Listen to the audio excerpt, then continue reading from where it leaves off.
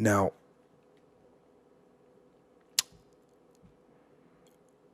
the thing that sparked this, there was a leader. So there'd been a revolutionary or a civil war going on, and it was the Rwandan civil war had been going on, and it was between the Hutu-led government and the Rwandan Patriotic Front, or the RPF.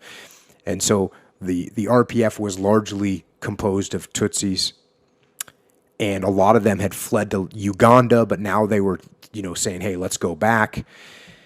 And there was a bunch of pressure, international pressure on the government, which was led by the president of Rwanda, named Habyarimana.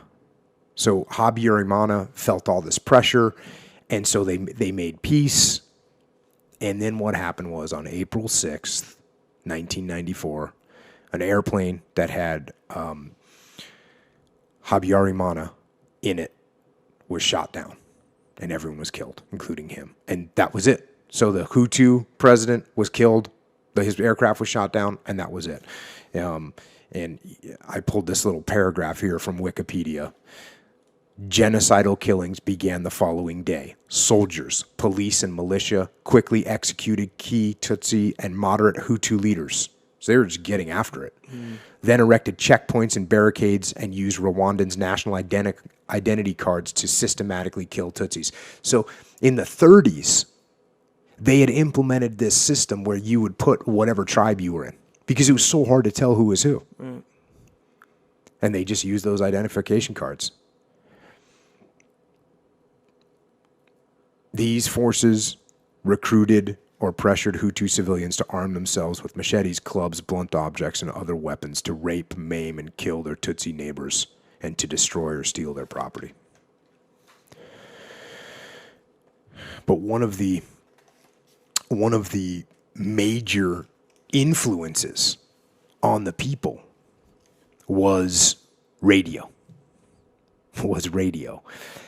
And as leading up to this, you had this situation where they were broadcasting sort of, I guess it's what we call hate speech. That's what we call it. Only this was actual hate speech. Go into the book.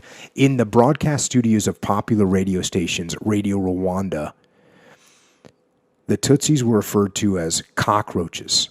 Announcers, the two best known of whom were Simon Bikindi and Cantano, used humorous sketches and songs to call openly for the destruction of the Tutsis. One of the killers remembers those and actually this guy was he was one of the killers. Those gentlemen were famous artists and great comic virtuosos.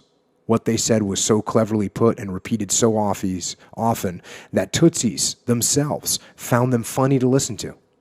They were clamoring for the massacre of all the cockroaches, but in amusing ways. And for the Tutsis, those witty words were hilarious. So they're actually hearing this and laughing about it. The songs urging all Hutus to get together to wipe out the Tutsis. We laughed out loud at the jokes. And they made this Hutu 10 Commandments, which is basically, it's a document. You look it up on Wikipedia. It's just a document that's the 10 Commandments. If you marry a Tutsi woman, she should be killed. It's brutal. Absolutely brutal.